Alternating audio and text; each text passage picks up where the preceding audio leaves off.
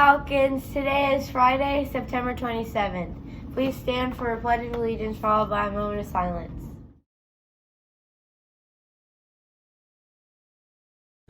I pledge allegiance to the flag of the United States of America and to the republic for which it stands, one nation, under God, indivisible, with liberty and justice for all.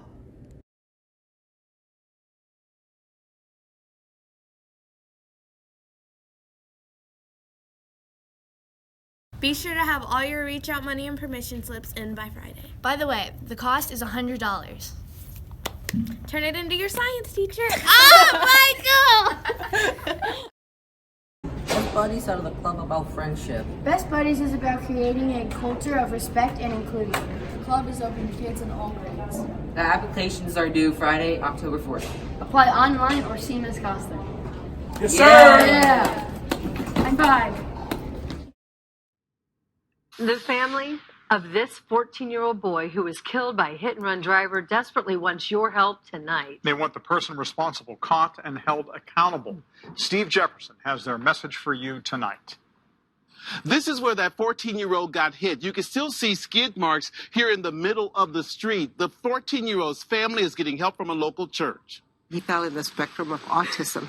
Minister Maria Pimentel-Gannon served as spokesperson for the family of 14-year-old Luis Daniel Patino Ortega.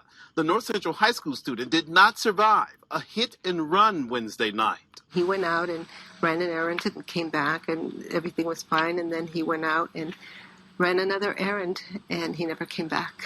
Police are looking for the driver who left behind a stolen car that struck Louise. It happened in the 2200 block of West Coyle Street around 8 p.m. on Indy's northwest side. Louise rode his motorized mini bike on the street like always. Even strangers stopped by the house and brought flowers. They are there for us no matter what. That's that just means a lot to us. It really does. IMPD wants to hear from anyone with information about the West Coyle Street hit and run as Louise's family sends a message to all drivers. Please, you're in the neighborhood. Don't drive fast anyway, but especially in the neighborhoods, especially where there are children and families and older people. If you can help in this case, call Crime Stoppers. The telephone number is 317-262-TIPS. On the Crime Beat, I'm Steve Jefferson. On September 11th, Northview lost a former student due to a horrible traffic tragedy. Luis Daniel Patino attended Northview grades 6 through 8 and recently began his freshman year at North Central. Students will wear hats in support of Luis, and we are asking that they pay $1.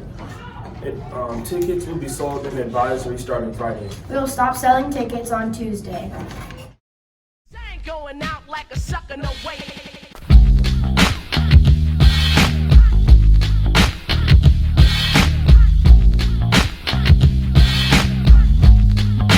Today, I'm in the middle of the more than 6,000 students on Southern University's campus in Baton Rouge, Louisiana, and the vast majority of them are Black. It's a scene that used to be unimaginable because access to higher education was virtually non-existent for Black people in the U.S. before historically Black colleges and universities, also known as HBCUs. Congress officially defines an HBCU as a school established before 1964 whose principal mission was and is the education of Black Americans. And unlike what Education Secretary Betsy DeVos has said, these schools didn't start as pioneers for school choice. Let's be clear, there was no choice. HBCUs became prevalent after the Civil War, and they were dedicated to meeting the needs of the newly freed African American population. Southern University was one of those schools, and the nation's first Black governor, PBS Pinchback, founded it in 1880. Like the majority of HBCUs, Southern University is located in the southeastern United States.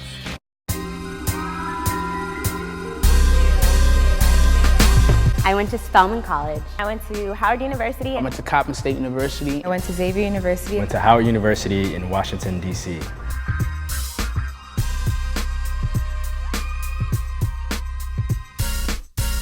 I grew up in a predominantly white neighborhood my whole life. I was always like 1 out of 3 Black people in every class. I didn't really love me because I was comparing myself to the girls around me. Well, my high school counselor told me I wasn't smart enough to go to college. Not even being told go to community college. No, I was straight told to go to the military. They were one of the schools that gave me a chance. I took a trip to Howard when I was in 8th grade, and as soon as I stepped on campus, I was like, this is the place that I need to be. My favorite thing about going to an HBCU, it was so many beautiful black faces. I've never seen that many black faces that were all beautiful and unique in their own right. You had sisters there, you had brothers there, people who felt like your cousins, and teachers and professors who felt like your mom and your dad. And there are so many different nationalities and so many different ethnicities that make it what it is. It was just so nice to be around other little black girls, and we were like this big black girl cohort of like 500 students just being amazing and doing all these amazing things, and it was something that I'd never seen before. I never thought that I would be around different people from different places and we would all still connect in the same way. I had a friend who was a black, gay, conservative Republican, and I would have never had that experience anywhere else. It's all just a big, loving, melting pot of people. It's the history and the foundation that you learn, not only as a person, but as the African American community itself. You're so enriched with knowledge. I think I learned everything about myself and about my history and my past from going to an HBCU, and I don't think I could have gotten that at a PWI. I think that if you can succeed in that environment, then you can succeed in any environment. I love my HBCU because we hold each other down. We are a big family. I love my HBCU strictly because of the community. I love my HBCU because of the sisterhood. There's no other place where I can go and look around and see all of these beautiful, wonderful black women doing all of these amazing things. I love my HBCU because it is the Mecca. I love the culture, I love the history, I love the people. I learned to love me. My name is Natia Crutcher-White, and I'm from Indianapolis, Indiana, and I formerly attended Westland Middle School. I chose to come to an HBCU because campus feels like home, and there's a sense of inclusion everywhere you go. My experience so far has been really great. A lot of the people are really nice, and I'm never behind in classes. The teachers give a lot of great advice, and they put a lot of input and effort into their work. Hi, my name is Cron Wallace. I chose Morehouse College because it is a unique university that offers a 4-year education to African American males only. It was the most unusual place I've ever been in and was transformative for my entire life. I love my experience. It's one of the best decisions I ever made in my entire life, and there's something unique and beautiful about being in a place of higher learning with only African American males. Hi, my name is Jealousy. I go to the Kentucky State University. I chose the HBCU because I wanted to be somewhere where I wasn't the minority anymore. My experience has been great. My first tip is just to get involved. If you're not involved, your experience will not be what you want it to be. Hi, my name is Victor Newsom. I'm a school counselor at North Central High School, formerly a Northview school counselor. I am a proud graduate of the Central State University in Wilberforce, Ohio. I chose to go to Central State University because it was a smaller HBCU, and it provided me with teachers who actually knew who I was. They knew if I didn't attend classes, they were on me about classes. It gave me basically one-on-one learning experiences with the teachers, and it made me build character and made me a better person. So choose an HBCU. My name is Jessalyn Jackson. I'm from Ellenwood, Georgia. The reason why I chose this HBCU is because it builds character, and my experience here has been great. Hello, my name is Demetrius Young, and I am from Dayton, Ohio. I came to Kentucky State University so I can feel like a family, and it feels like a family. Like your first couple of days that you come here, you'll love it. Like you'll want to go home. You'll probably want to go home like the first 3 days, but after that, you won't want to go home. And I just feel like it's so many opportunities. Like you can get engaged, you can have connections with your teachers, you can network if they teach you about networking in middle school. And it is a good experience to come to a HBCU. My name is Sydney Spite. I'm from Detroit, Michigan. A tip about college, I would say study. Learn how to study, go to class, and just do your best. And I chose a HBCU because I wanted to be around people that understood me and understood the struggles that I go through.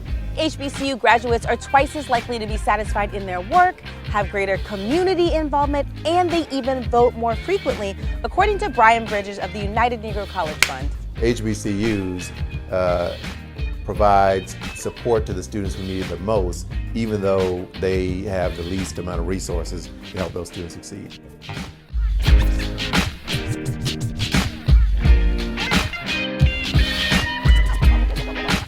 Check it out.